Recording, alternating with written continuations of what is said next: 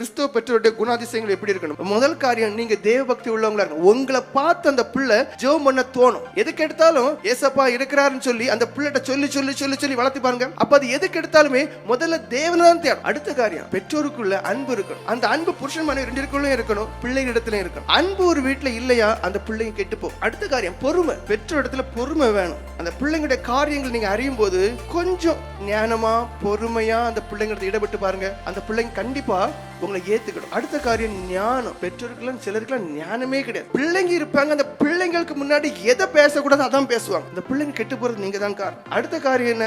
தாழ்மை. உங்களுக்குள்ள தாழ்மை இருந்துச்சுன்னா அந்த பிள்ளைங்களுக்குள்ளேயும் தாழ்மை இருக்கு. அடுத்த காரியம், உண்மைத்தன்மை. பெற்றோர்களுக்குள்ள உண்மை இருக்கணும். அந்த உண்மை இருந்தா மட்டும்தான் உங்க பிள்ளைகளும் உங்கள்கிட்ட உண்மையை சொல்லும். அடுத்த காரியம், அர்ப்பணிப்பு இருக்கணும். சில பெற்றோருக்கு பிள்ளைகளுக்கு மேல ஒரு துளி அளவு வரைக்கும் அக்கறை இல்லை. அடுத்த காரியம், ஒரு பெற்றோருக்கு சுய கட்டுப்பாடு வேணும். இத்தனை மணிக்குள்ள வீட்டுல இருக்கணும், தான் எங்க போறோம் வாரோம் அது புருஷனுக்கு தெரியணும், மனைவிக்கு தெரியணும், ஒரு கட்டுப்பாடு இருக்கணும். அடுத்தது, கற்றுக் கொடுக்கக்கூடிய ஆர்வம் உங்களுக்கு இருக்கணும். ஒரு பெற்றோருனா நீங்க என்ன செய்யணும்? உங்க பிள்ளைகளுக்கு கற்றுக் கொடுக்கக்கூடியவங்களா இருக்கு. பிள்ளைங்க சில காரியங்கள் தப்பு பண்றாங்களா, நீங்க பொறுமையா அந்த பிள்ளைய கூப்பிட்டு இது இப்படி இருக்க கூடாதுமா, இப்படி இருக்கணும். கற்றுக் கொடுக்கக்கூடியதான ஒரு மனநிலை இருக்கணும்.